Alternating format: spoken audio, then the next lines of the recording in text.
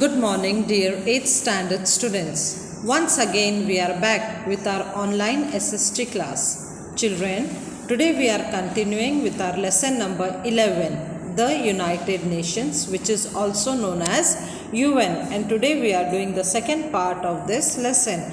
But before we proceed with the second part, let us revise what we studied in the previous first part of lesson number 11. So in the previous session we have studied about the two world wars, how the League of Nations was established in 1920 after the First World War. Then in 1945 the UN was established. What is Human Rights Day, when it was started, and we saw that it was started from 10th December 1948, and every year on 10th December we celebrate Human Rights Day. We also studied in the previous session what are the main objectives of the United Nations. We saw the 6 organs which are the main organs of the United Nations. What is General Assembly and what is Security Council? So all this we studied in the previous first part. Let us see what we are going to study in today's second part of this lesson. So in today's session we are going to study what is veto power and when it is used, which are the special other organizations of United Nations, the various logos of the international organizations. We will also see the functions and the headquarters of these special organizations of the United Nations. Then in today's session we will see what is the cooperation of India to the United Nations, and in the concluding part of this session we will see about the ray of hope for the human race. So let's begin today's session with what is veto power. The veto power, or it is rightly said as right to deny, is a negative vote casted against a proposal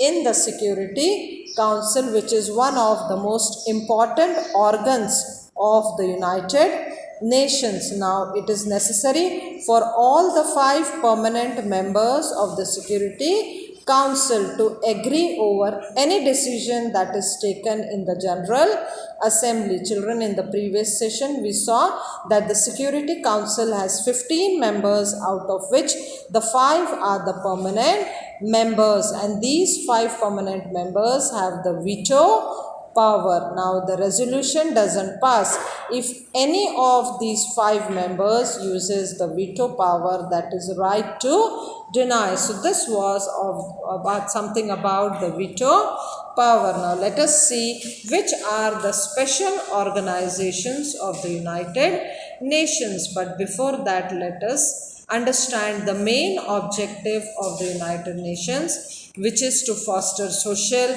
economic, cultural and educational development of the people all over the world and help them in improving their standard of living by generating more employment opportunities. To achieve these objectives, various organizations have been established to work in specific areas under the leadership of the United Nations, with their headquarters in different parts of the world. Now in this slide we can see the table showing the special organizations.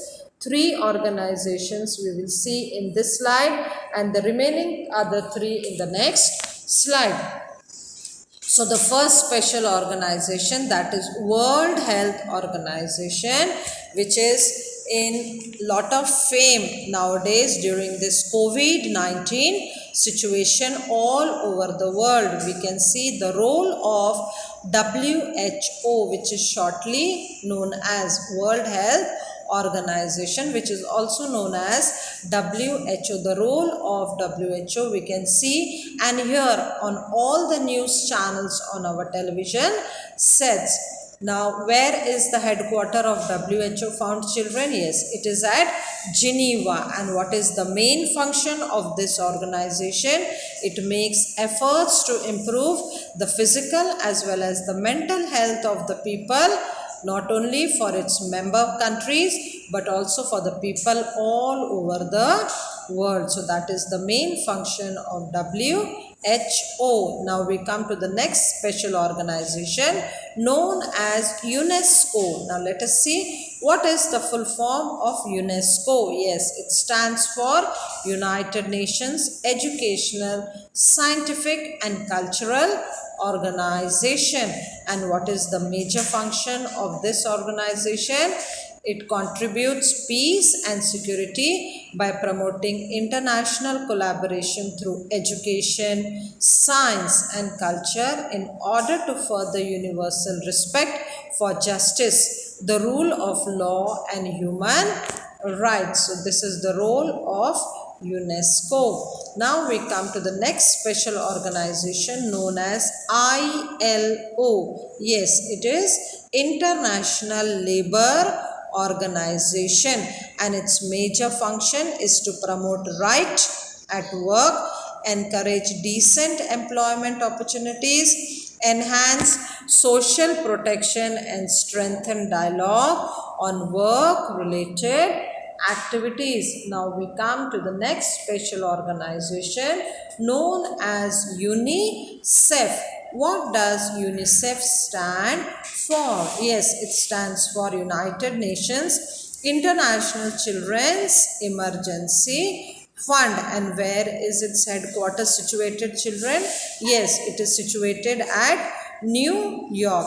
And what is the major function of this UNICEF? It is to provide long-term humanitarian and developmental assistance to children and mothers in the developing countries to get good standard of living and nutritious food and organize children welfare programs. So that was about the UNICEF, which works for the children as well as mothers all over the world, especially in the developing countries. Now we come to FAO. It stands for Food and Agriculture Organization, and its headquarters lies in Rome, and its function is to ensure that people get a regular supply of enough and high quality of food.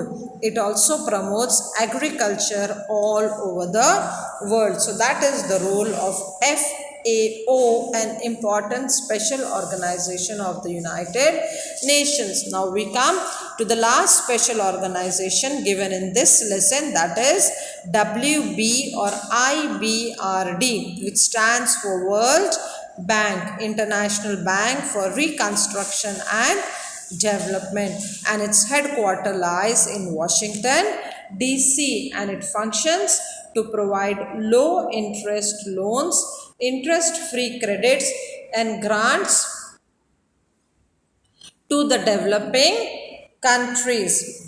These support a wide array of investments in such areas as education, health, public administration, infrastructure, financial and private sector development, agriculture and environmental and natural resource management. So that is the role of World Bank, standing for and supporting the United Nations. Now children, in this slide you can see the various logos. They are the symbols for which organizations of the UN they stand for. At first, on the top in the middle we can see the logo of the United Nations, where the world map is given in the center with all the countries of the world, and United Nations, this logo stands for the United Nations Organization. Then on the left hand side, the first logo is for the WHO, World Health Organization. Then we come to the left hand side logo, that is for standing for ILO, International Labour Organization. Then we come down to the left hand side of this slide, which gives you the logo of UNICEF. Then in the center we have the logo of UNESCO. Below it the logo stands for FAO, Food and Agriculture Organization. And then last, on the right hand side corner gives you the logo of World banks. So all these logos are for the various special organizations of the United Nations. Now let us see what is the cooperation of India, how India cooperates to the UN. Now, India has adopted the strategy of solving the disputes with other countries through United Nations organization. India has always contributed on a large scale to the peacekeeping forces of the United Nations by sending soldiers wherever required. India had sent a team of doctors to treat the wounded soldiers in the Korean War. In this slide, we can see the Korean War. Now, Indian delegates on various posts in the UN have contributed to the welfare with their knowledge as well as experience. India's contribution as a member of the Security Council and other organs has always been noteworthy. The great ideals of Panchashil are a gift of India to the world. Do you remember, children? These great ideals of Panchashil were kept forth by our first Prime Minister, Pandit Jawaharlal Nehru. Now we come to the concluding part of this session with the ray of hope for the human race. Now, if all the countries of the world cooperate with the United Nations, world peace can be obtained in the real sense. For this, it is necessary that every country resolves to stop the production of deadly weapons which destroy mankind. Crores of rupees can be saved if this race of increasing weapons in the countries ends. This money can be used for the welfare of the people all over the world. As Earth is the only living planet, human beings have to aim at achieving world peace and universal brotherhood, and the United Nations organization is striving and working hard behind bringing worldwide cooperation and peace through its various organization. So children, what did we study in today's session? We studied about what is veto power. We also saw the special 6 organizations of the United Nations, their functions and where their headquarters are situated. We also saw in a slide the various logos of the international organizations.